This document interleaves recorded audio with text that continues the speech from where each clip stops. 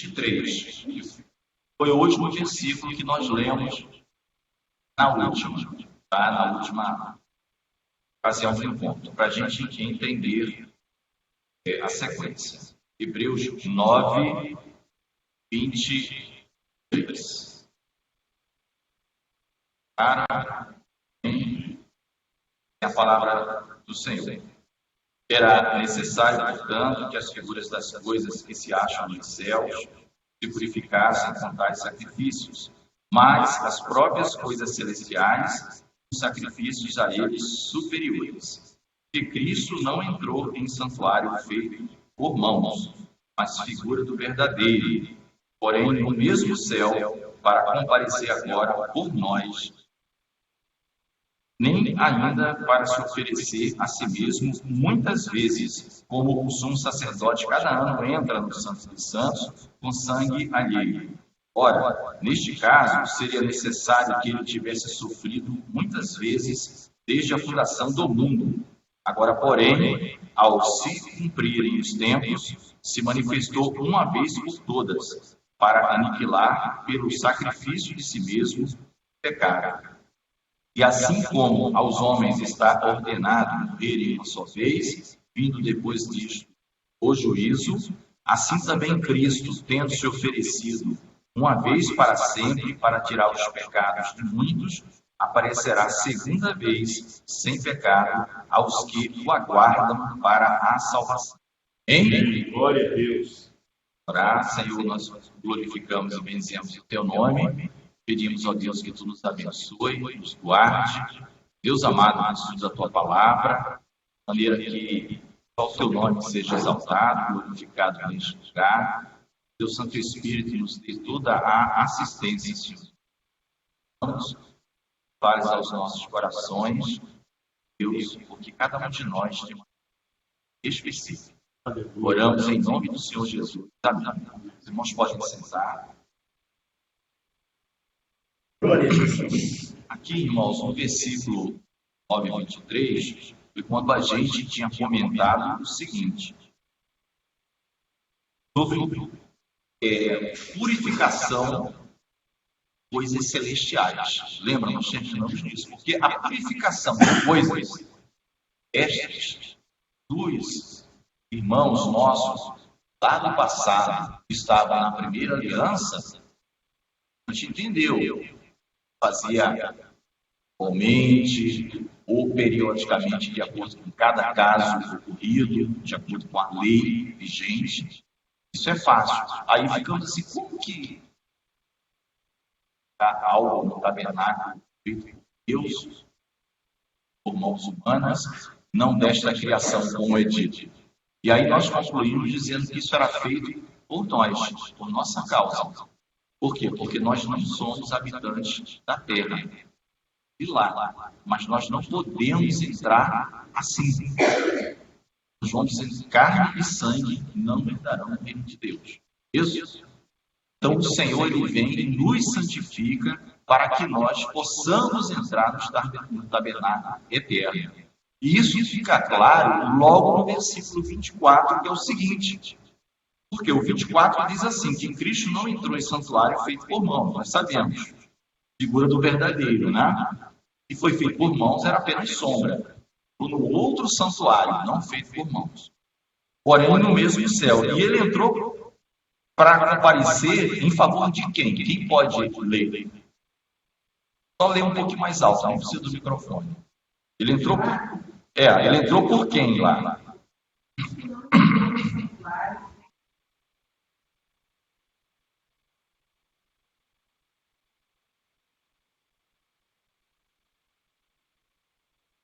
Então ele compareceu em favor de quem? De nós. Claro.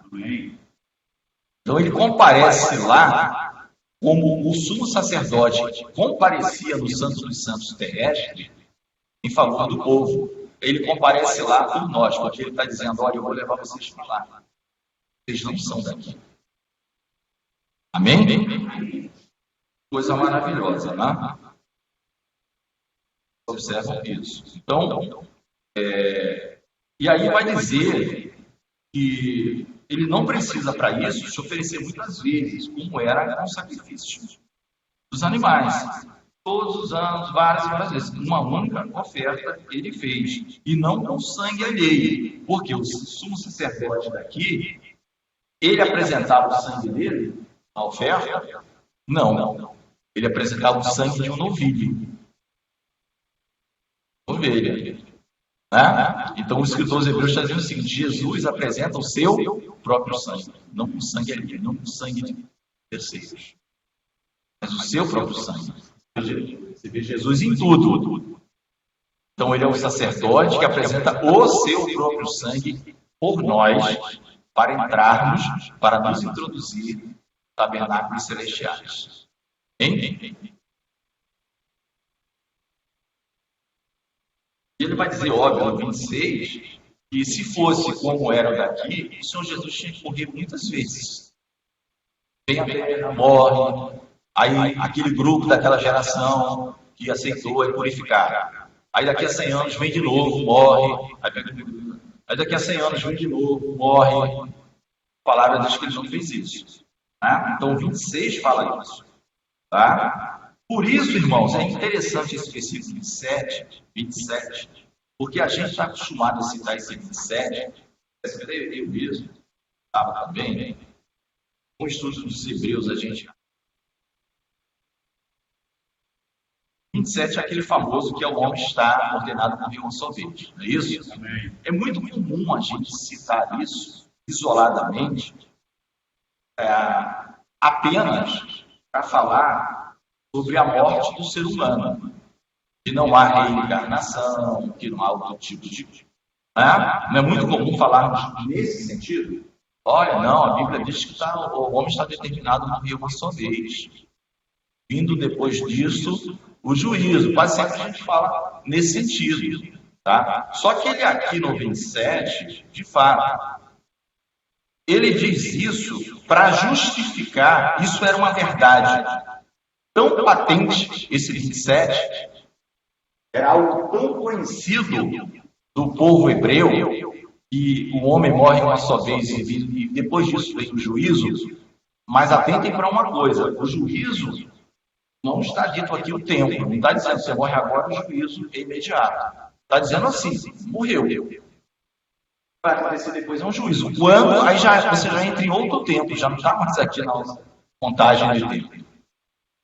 Pode ser 2.000 anos, 2 trilhões de anos, 2 minutos, nós não sabemos. A gente sabe do evento seguinte. O evento seguinte, o juízo. Mas quando ele diz isso o seguinte: assim como é tão certo, no passado os profetas falavam assim, ou alguns reis, tão certo como vive o Senhor.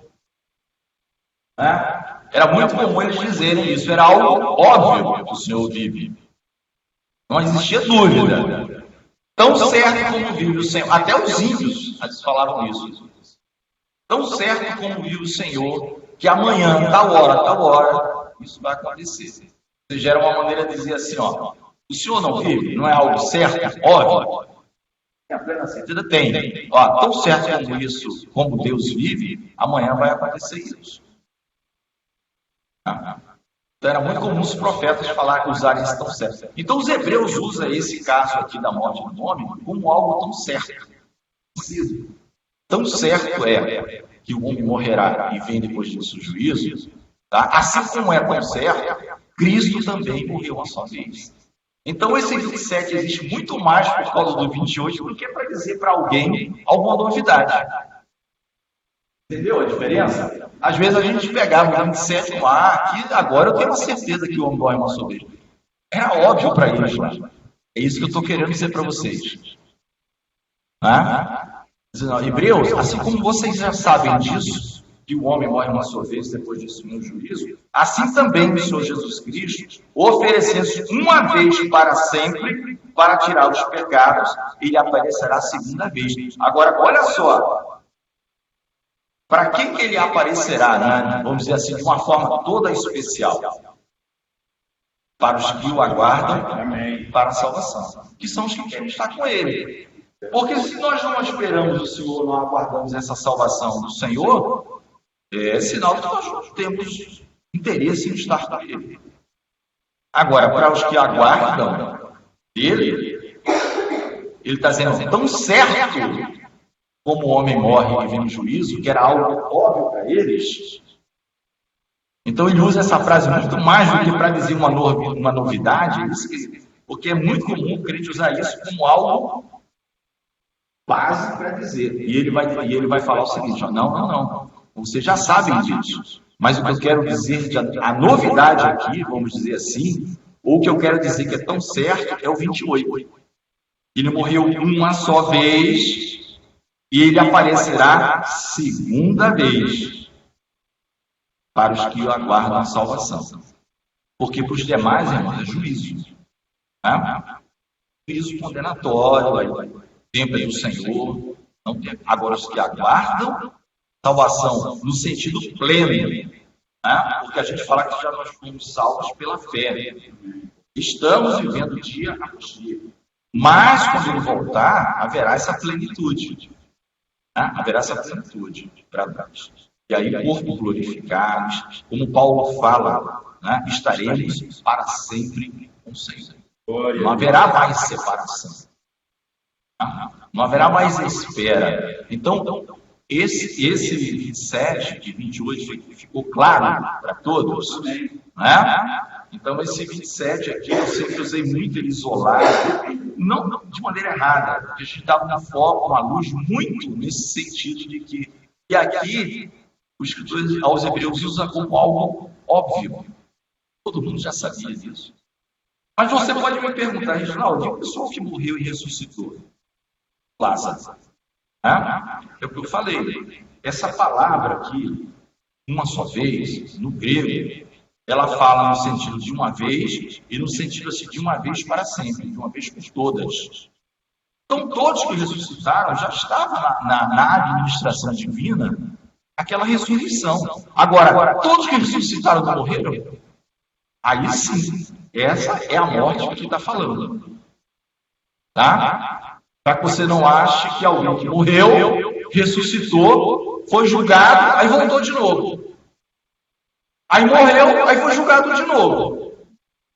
Amém? Amém. Então é aquela morte de uma vez por todas. Você morreu, é para deixar patente de que a morte também de Cristo ela é uma única vez. Não tem outra morte quebra galho.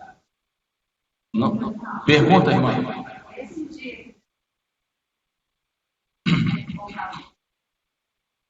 Alguns que Não, é que eu não ouvi o Cláudio, microfone, né? Eu não ouvi, Luana, desculpa. Por isso que eu te falei alguns, aí eu perdi o restante da sua frase. Desculpa. Eu digo assim, naquele dia que para alguns que não tenham se rendido a Cristo antes, naquele momento, de ver ele vindo nos ares, há tempo ali de arrependimento, naquele momento, naquela visão, ou não? Aquele dia já vai ser... Olha, é difícil essa pergunta, mas é verdade, né? Nós não sabemos isso. Agora, eu vou usar um exemplo, como a gente sempre fala, bíblico, que o senhor fala assim como foi nos dias de Noé. Não é isso que ele dá um exemplo? Como foi nos dias de Noé? Então você vê que nos dias de Noé, quando o Senhor fechou, o Senhor que fecha a arca fora. Não é Noé que fecha a arca. Não depende do homem. Quem fecha a arca é o Senhor. Quando ele fecha a arca, você pode ver que o dilúvio não vem imediatamente. Mas ninguém consegue entrar mais na arca. Pois é, os anjos, na verdade, era para tirar todo mundo. As filhas de Ló tinham namorados. Os namorados zombaram. A gente não acredita nisso. Se vocês forem ler lá, já tocou nesse assunto, namorados, elas não eram casadas. Eram prometidas a esses pais. Não vale. A mulher de Ló olhou para trás, ou seja, se tinha salvação, eu não sei. Agora, perder, vendo? Nesse espaço de tempo, demonstra. É igual sair da arca. Você pode sair, porque existia uma janela na arca. A gente às vezes vê a arca da aliança, né? Principalmente para criancinha, cheio de janelinha, tem uma cabecinha de girafa, tem uma cabecinha de elefante, uns bichinhos lá bonitinhos na janela para. É isso? A arca só tinha uma janela. Vocês sabem onde essa janela ficava? Em cima. A gente só tem um lugar para olhar, o céu. Do lado, você só vai ver morte. É o mar e corpo de morto. Crente olha para o céu. Só tem uma janela e é para o alto. Amém? Então, com base nessa pergunta, tá? Até porque se ela fosse toda verdade, ia acabar o oxigênio lá dentro. Ia jogar uns seres biológicos como nós, precisava entrar ar. Vocês já viram aquele tipo de janela com uma espécie, eu não sei, acho que já veneziana, né? É uma espécie que você abre, ela continua protegendo, mas entra ar pela lateral. Então Deus fecha a porta e tinha uma janela em cima.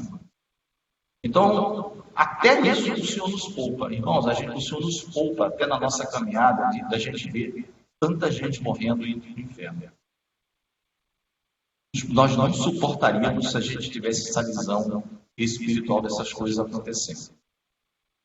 Então, a arca ela é fechada e contempla-se o que Deus colocou lá dentro. Então, o exemplo é esse, como foi no dia de Noé. O povo continua, se eu não me engano, a arca ficou fechada ainda 7 dias.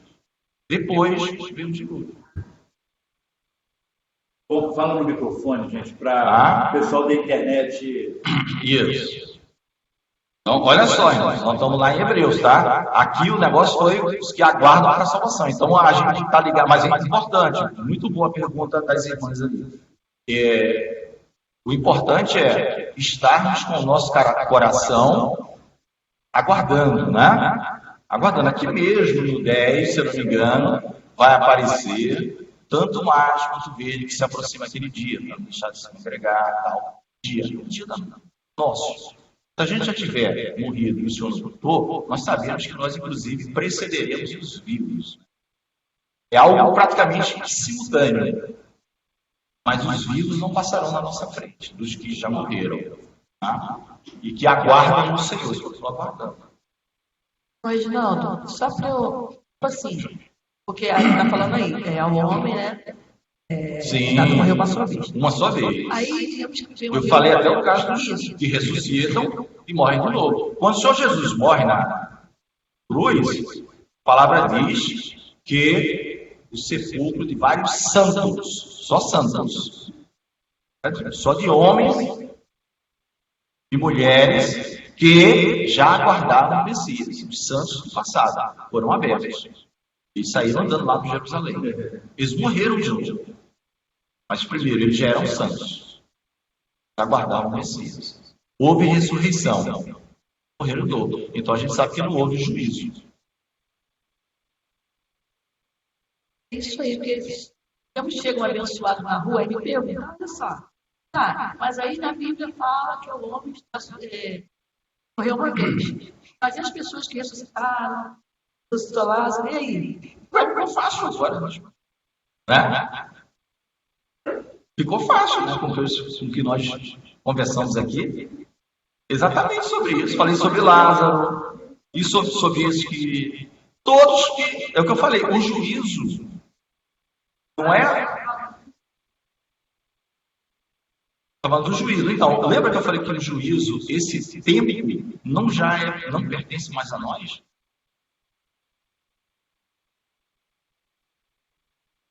Deixa eu entender, Claudinha.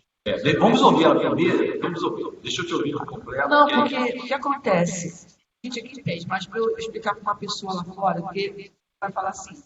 Mas olha só, a Bíblia fala que a pessoa tem que morrer uma vez só.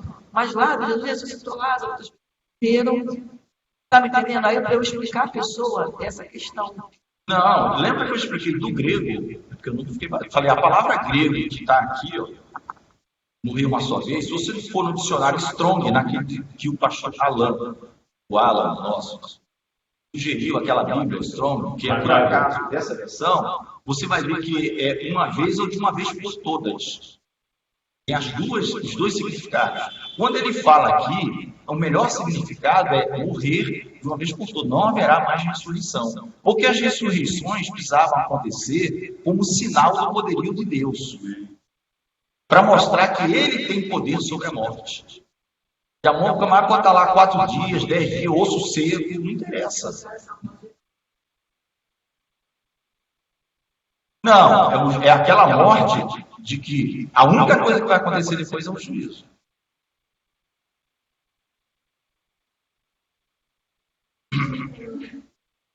Pois não. E mesmo assim, depois que Jesus ele morreu na cruz, né, que aconteceu aquilo tudo dos mortos mortos, mortos passados, alguns ressuscitaram. Mesmo assim, o judeu, aquele povo daquela época, não acreditaram, né? Assim, ainda não acreditaram que realmente Jesus era filho de Deus, né? Porque até hoje ninguém acredita, muitos deles não acreditam. Foi boa a Márcia falar desse assunto, acabou, né? Remetendo. Não tem problema, tá, irmãos? A gente vai devagarinho aqui, programação, mas as perguntas são.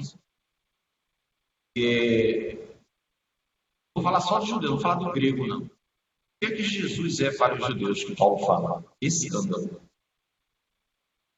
É isso? Escândalo. Esse escândalo, o pastor já trouxe isso aqui, inclusive, ele vem do verbo grego escandalizo. Escandalizo. Sabe o que significa escandalizo? Literalmente, pedra de tropeço. Pedra de tropeço. E o Senhor Jesus fala, e está profetizado também em Isaías, que ele colocará uma pedra, né? Por os que creem, é bênção. Não creem, essa pedra cairá em cima, como se fosse esmagada. E mais, essas pedras de tropeço do judeu, eles tinham muito em mente, porque nas festas judaicas, que tinha que ser em Jerusalém, aquelas principais, que o judeu tinha que subir, eles vinham de todas as regiões, não só do reino de Israel, existiam várias províncias pequenas, mas as 3 conhecidas de maneira assim, cabal, por todo mundo, é Galileia, Samaria e Judéia. Todo mundo tem em mente essas 3 regiões, né? Então eles vinham de lá para Jerusalém, que ficava na Judéia. Os inimigos do povo de Deus, essas caravanas duravam dias. Os inimigos do povo de Deus, lembre-se que dentro do povo de Deus sempre teve povo misturado. Inclusive quando sai do Egito, sai egípcio também de lá. Sabiam disso?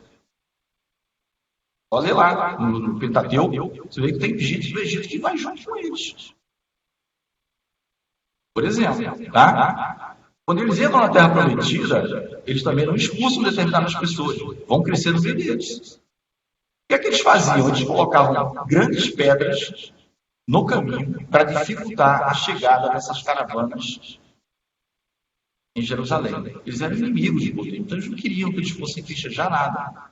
As pessoas tropeçavam, caíam, machucavam. Então, Jesus virou para esses judeus que tinham o coração endurecido uma pedra de tropeço. O que é que eles tinham em mente? Essa nova seita, como Paulo pensava antes, quando era Saulo, né?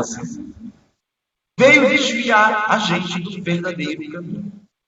Para nós estarmos em comunhão com Jeová, com o nosso Deus eterno, com a lei de Moisés. Por isso que era escândalo para ele. Entendeu, Marcinho? Deu para entender? Tá? Claudinha, aquilo que se perguntar é de uma só vez. É aquela morte, não, ele pode ressuscitar 50 vezes. É a última vez que ele não vai ressuscitar. É isso que está falando na Bíblia. Entendeu? É de uma vez por todas, aquele que morreu. Tá? Vamos lá, para a gente não. 10, né? Ora, eu li do 9, né? Fechamos o 9, mas a gente vai continuar aqui a nossa.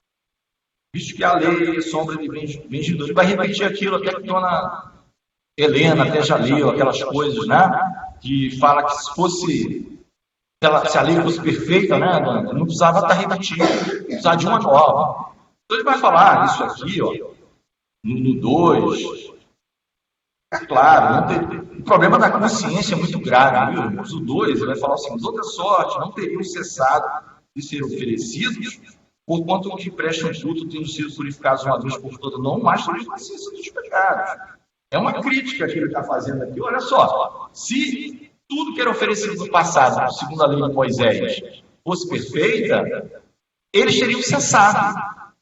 Por quê? Porque eles estariam fazendo o papel que é da segunda aliança, ou seja, a minha consciência pura de que o Senhor Jesus levou todos os meus. Mas aí ele vai seguindo aqui a leitura e vai dizendo, mas não, todos os anos tinha recordação dos pecados. Todo ano. Pecado de 2019, 2020, 2021.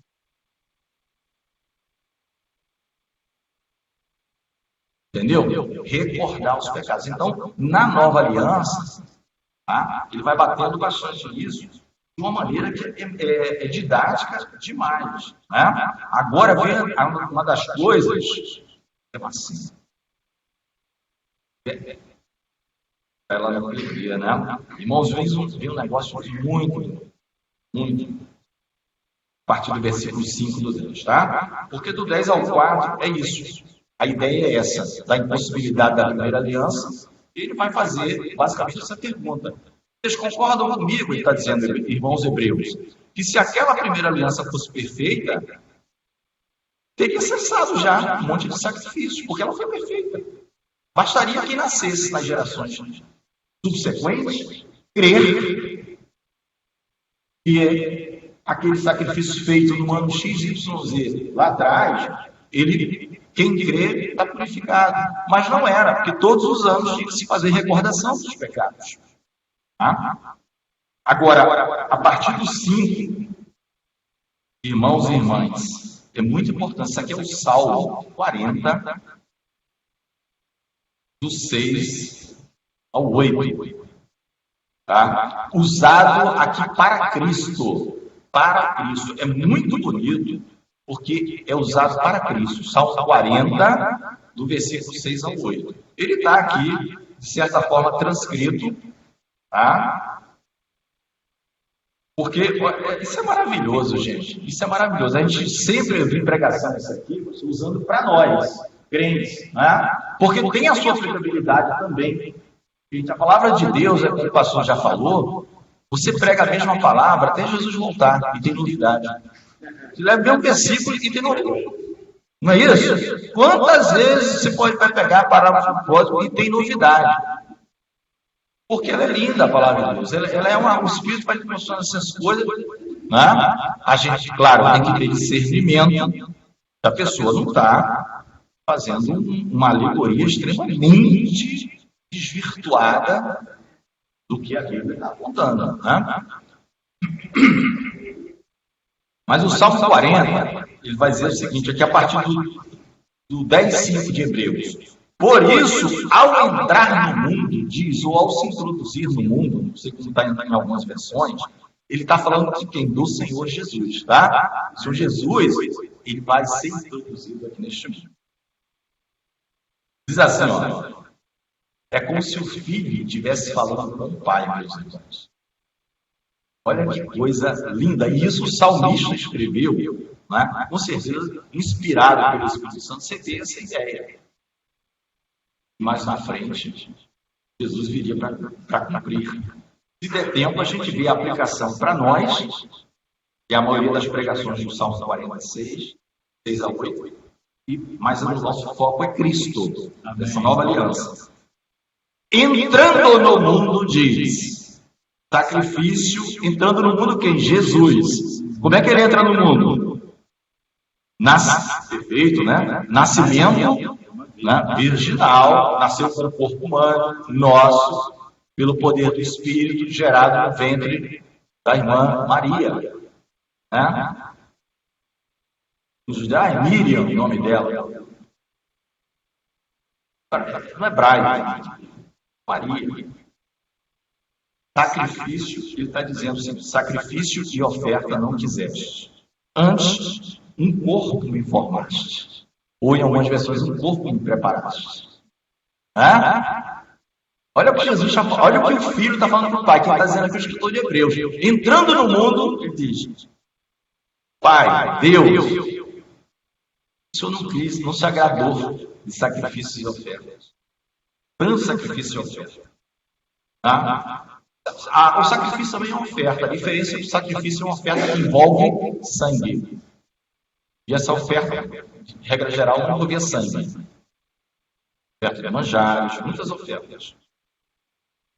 Antes um corpo que me formaste ou me preparaste. Não te deleitaste com holocaustos e ofertas pelo pecado. Então eu disse, quase que um ex-me aqui lá de Isaías, envia-me a mim, Senhor Jesus falando com o Pai, eu vou. Quem há de ir por nós? Eu vou. Então eu disse, eis aqui estou. Aí no rolo do livro está escrito, a meu respeito, para fazer, ó Deus, a tua vontade. Aleluia. Glória a Deus. Glória. Meus irmãos, isso aqui é arrepiante. Sinceramente, eu fico arrepiado com o negócio.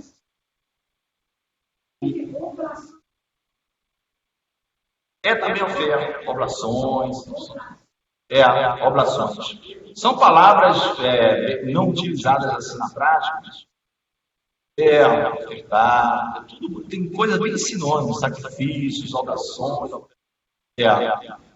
A gente leu uma um pouquinho parecida com essa no domingo passado, chamada abluções, com a letra A, que era o banho, aquela purificação com água, era uma pia de cobre que o sumo sacerdote tinha de se lavar, fazendo abluções. Mas oblação aparece mais, tá? Então, irmãos, isso aqui, no rolo do livro, ele está dizendo o seguinte, a maioria dos intérpretes, inclusive muitos judeus independentes que creem que Jesus era o Messias que havia vindo, eles traziam assim como se fosse um diálogo, dizendo, olha, está na lei de Moisés, lá está falando de mim. E desses sacrifícios e expiação feitos por animais, o Senhor se agradou. Então, como no rolo fala de mim, e o rolo do livro aponta para, ou o volume do livro em algumas versões, aponta para mim, eis aqui para fazer a tua vontade. Por quê? Porque o Senhor Jesus sempre teve em mente, e o crente deve ter isso em mente, é algo que não pode falhar. A irmã está lá. Não pode falhar, irmãos. Foi o que mais o Senhor fez em relação ao Pai? Obedecer. O profeta Samuel diz para Saul, no capítulo 15 da primeira carta do profeta Samuel, quando ele volta da guerra contra os Amalequitas. Ele volta em desobediência ao que Deus determinou. Assim, se agradaria tanto o Senhor em sacrifícios mais do que se obedeça à sua palavra? Porque o obedecer é melhor do que o sacrificar. Jesus, ele diz assim, diz aqui, eu vou obedecer o Senhor de ponta a ponta. Eu fui obediente até a morte, ele, né? E morte de cruz. Não foi qualquer morte, não. Era a morte mais inteligente que tinha. Nu. Alguns dizem, tinha um paninho. A maioria disse, não tinha nada de paninho, não tinha nada. Foi nu mesmo. Era humilhante, era para humilhar mesmo.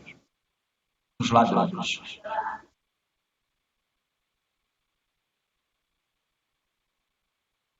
Hediondo, vamos dizer assim, nos dias de hoje. Coisa, principalmente contra o Império Romano, né? Filipões, essas coisas, né? Para pensar que esse sistema não ia diminuir o índice criminal. A gente sabe que está provado de hoje, que não é bem assim, tal, que diminui. Assusta um pouco, mas deu chance e volta tudo de novo. E o Senhor Jesus foi nesse meio. Mas o importante aqui, isso aqui é um salmo, em que o Senhor Jesus ele vem pronto para fazer o que está faltando, que o homem nunca fez, que foi obedecer a Deus. Nunca. Ele vem e obedece do começo ao fim. E faz um único sacrifício perfeito por mim e por você.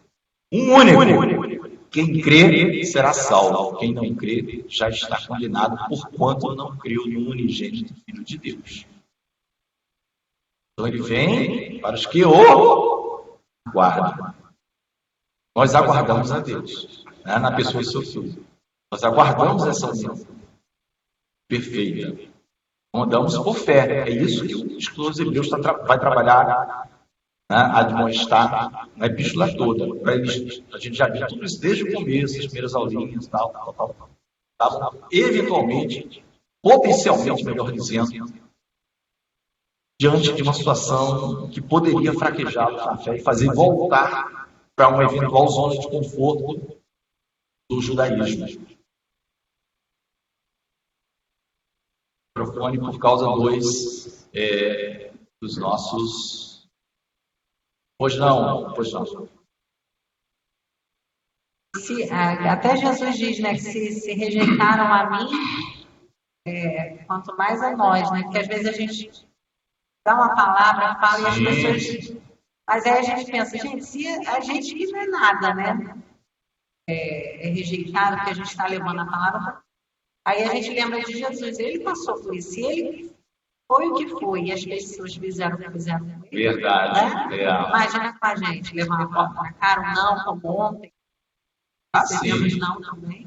Isso, só abrindo um parênteses aqui, Jesus falou assim, ó. Ele falou isso tudo, que também, como rejeitaram ele, rejeitariam nós, mas que a gente ficasse tranquilo, seguro, da seguinte forma: antes de rejeitar vocês, eles estão rejeitando a mim. Ele já está falando do futuro, daqueles que creriam nele, na gente. Antes vocês não fiquem assim decepcionados, porque na verdade, eles, mais do que rejeitar as minhas ovelhas que são enviadas, eles estão rejeitando primeiramente a mim. Fala, continua, desculpa. Essa questão que eu lembrei, amém. A gente tem que se espelhar em Jesus. Sim. Como você falou, se a ele rejeitar, quanto mais as ovelhas. Né? E é isso. Porque essa é a vida do cristão. Né? Essa é a vida do cristão. Somos pequenos cristos, modelo do Senhor Jesus Cristo. Não somos igual a ele. Mas se ele passou por tudo aquilo, a gente só não vai, irmãos, a cruz, como ele foi. Quando eu falo como ele foi, é no sentido de a nossa morte não tem o mesmo valor. A dele é exclusiva, porque ele era imaculado. Ele estava carregando os nossos pecados. Né? Então, aconteça o que acontecer com nós, não pode ser comparado ao que aconteceu com o nosso Senhor. Né? Paulo mesmo fala isso. Quando ele escreve aos Romanos, e os capítulos 9, 10 e 11, ele vai falar sobre o futuro de Israel. Não diria que é um parênteses em Romanos, é algo muito importante que vai falar sobre o nosso enxerto na salvação, né? Gentios, mas ele vai falar muito sobre Israel, no 9, no 10 e no 11 de Romanos. Então ele vai dizer, olha, eu amo tanto ao meu povo, que se eu pudesse, eu me faria maldito e maldição por eles. Eles fossem salvos. Não é? Aí você pode perguntar, poxa, então Paulo poderia... Não, ele está dizendo exatamente se eu pudesse, é porque a morte dele não ia redundar em salvação de ninguém. Ele foi a Cristo. Não é? Ele quis trazer gravidade àquela declaração dele. Não. Ele deu aquela ênfase no amor. Ele falou, eu amo tanto este povo, que se fosse possível, eu daria a vida por eles. Aí alguém poderia dar, o que ele está dizendo é que não adianta. Porque a minha morte não é eficaz, eu não sou o Cristo.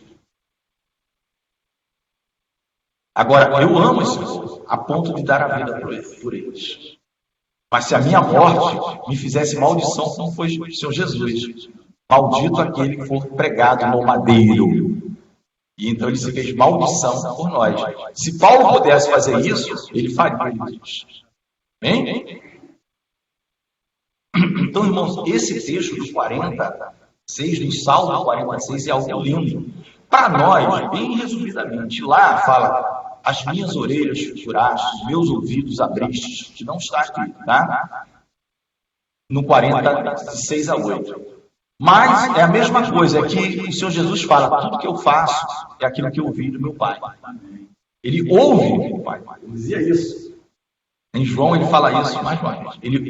Ele não fala, ele diz assim, eu não falo de mim mesmo, mas aquilo que eu ouço do meu Pai. Então era plena sincronia com o Pai. Plena sincronia com o Pai. Então os meus ouvidos abriram no sentido, ó, corpo me deste e estou pronto para ouvir. O que o senhor tem para falar, meu Pai? É para ir na cruz? Eu vou. É para libertar o gadareno, que ninguém quer ir naquela terra, faz suinocultura. O judeu era um animal imundo, fino, né? Um porco. Ele vai lá, e Jesus vai quebrando um monte de barreira, vai de Samaria, vai de um monte de gente que ninguém, lugar que ninguém quer ir, ele vai e salva, liberta. Para o crente era usada essa pregação muito comum e é muito bonita, só para. Esse é um parênteses mesmo de 2 minutos. Era aquela questão da sovela.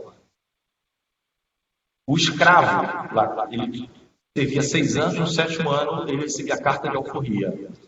Mas se ele dissesse assim, o meu Senhor é tão bom para mim, o meu Senhor, o escravo dizendo, o meu Senhor é tão bom para mim, eu quero servi-lo sempre.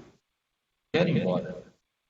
Como o servo, nós, dizendo, Senhor, me marca, que me sela. Nós somos selados pelo Espírito Santo. Então, de maneira muito resumida, o seu patrão ia lá, imagina um negócio assim redondo, grande, furava, batia, furava a orelha do escravo, como um sinal. Não, o detalhe eu não sei, né? Como é que se já tinha um método anestésico na época.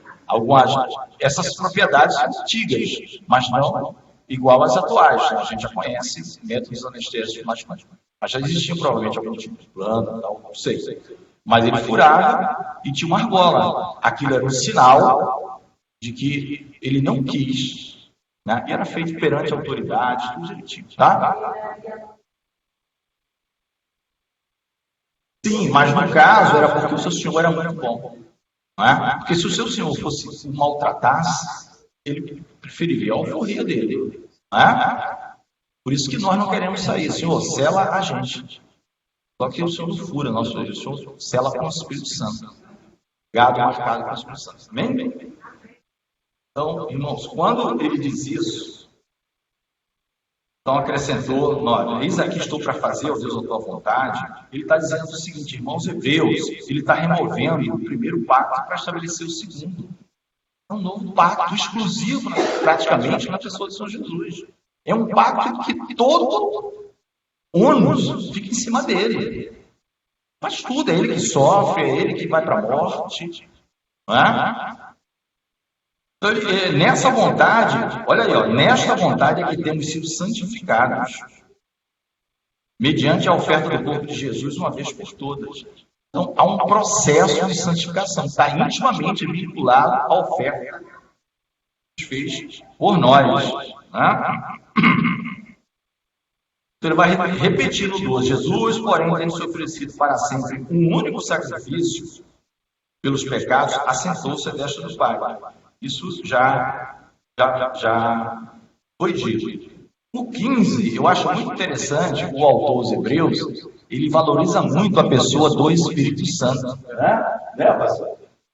Fala aí, o Espírito Santo falou isso, o Espírito Santo falou aquilo. Aí ele vai dizer, ó, e disto nos dá testemunho também o Espírito Santo, porquanto após ter dito o Espírito Santo, esta é a aliança que farei com eles, tal. Lembra? Da aliança que nós lemos em Jeremias 8, do 8 ao 12, que eu falei que é uma réplica de Hebreus, do 8 ao 12, que é uma réplica de Jeremias 31, do 31 ao 34. Lá foi o profeta Jeremias, que falou, inspirado por Deus, que faria uma nova aliança com a casa de Israel e com a casa de Judá. E o escritor Hebreus fala, que é uma aliança que a gente é totalmente beneficiário. Totalmente beneficiário. Então ele aqui vem com o Espírito Santo. Aí ele fala, onde há remissão, lá no 18 destes, ou seja, dos pecados, já não é oferta pelo pecado. O que ele quer dizer com isso? Se o pecado foi pago, foi remido e você é livre, para que o Senhor Jesus vem de novo morrer por você de novo? Já foi feito. Já foi feito. Por isso que lá no 26, que provavelmente não vai dar tempo hoje, vai falar daqueles pecados, de quem está deliberadamente pecando, que vai voltar para aquela questão da apostasia, né? Ele estaria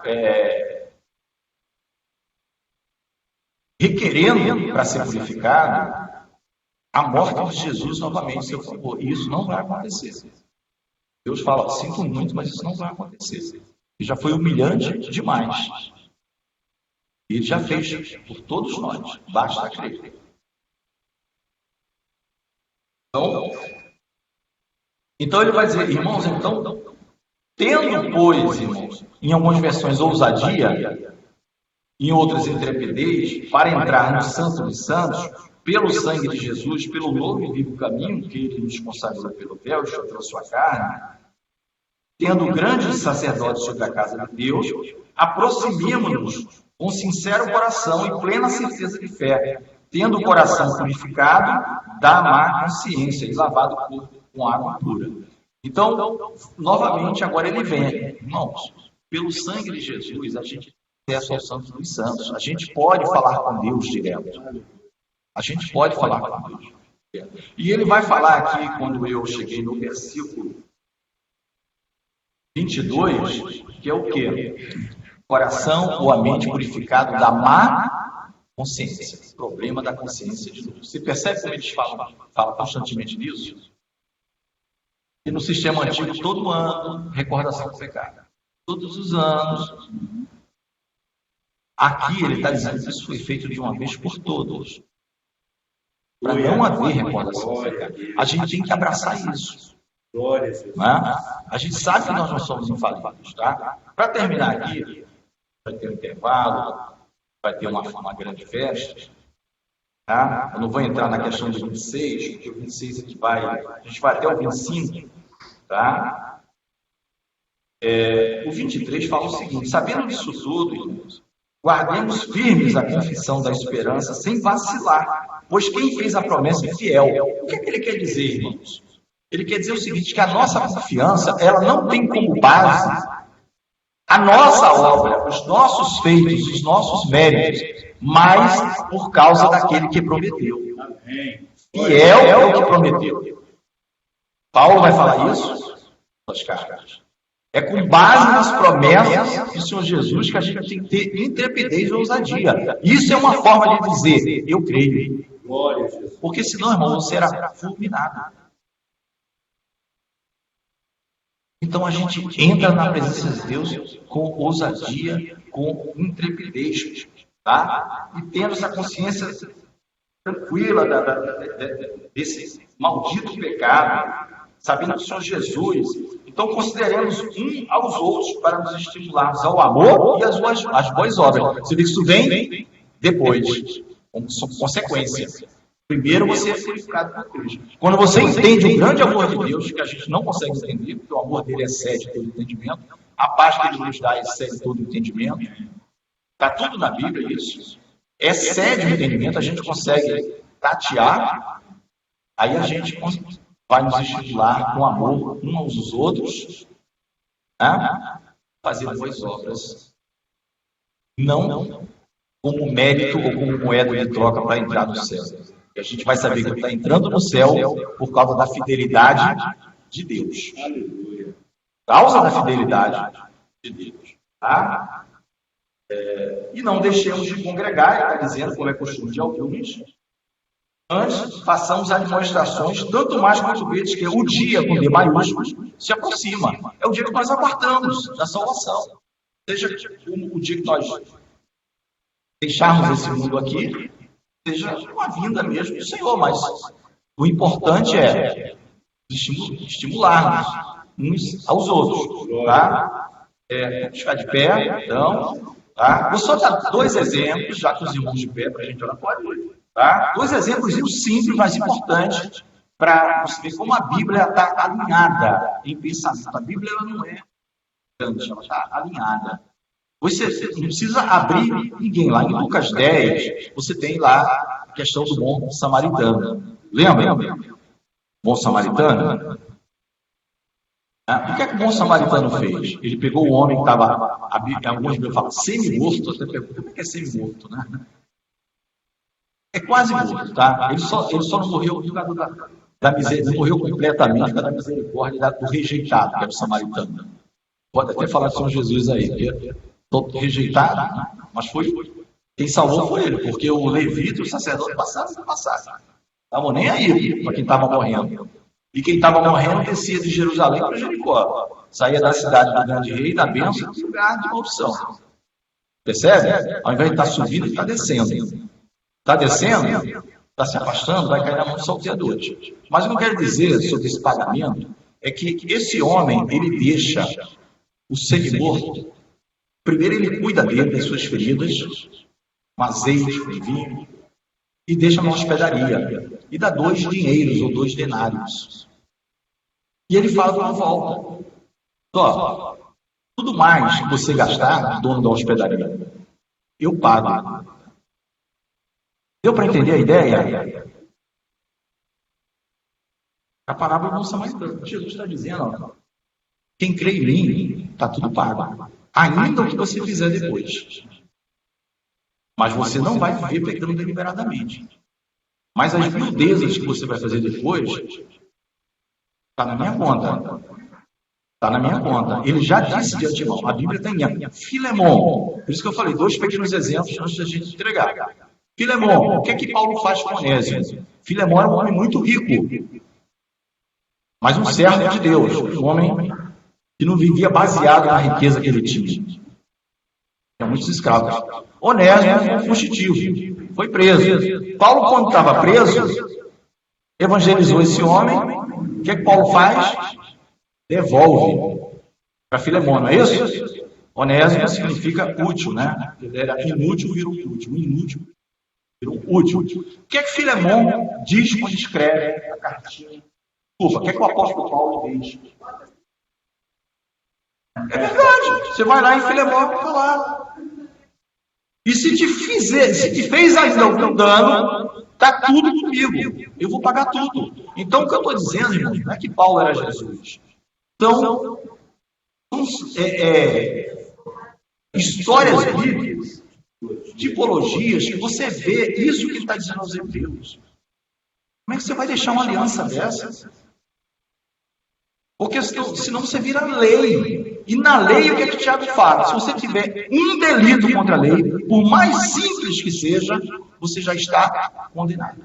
E na lei tem que ser perfeito. E só quem cumpriu a lei foi Jesus. Amém? Está tudo pago. Leem depois lá a parábola do samaritano, Lucas 10 e Filemão, vocês vão ver essa bondade. Que ser bondoso é esse que diz assim: nunca me viu, nunca me conheceu, parou para me salvar, eu estava morrendo, eu estava preso, me devolveu para o meu dono, que é Deus, e mandou botar tudo na conta dele. Senhor, nós glorificamos e bendizemos o teu nome, Senhor, por tudo que tens feito. E pelo muito que farás ainda neste dia, nós sabemos, ó Deus. Aceita este período de estudo, ó Deus, breve, mas que nos traz alegria, Senhor. Porque quem alegra é o Espírito Santo. E onde o teu Espírito Santo está presente, aí a liberdade, essa palavra do Senhor. Nós assim oramos, agradecidos, e já pedindo as tuas boas mãos protetoras, e que seja sobre nós no segundo período da nossa reunião matutina do domingo, Senhor. Oramos em nome do teu Filho amado Jesus. Amém. Glória.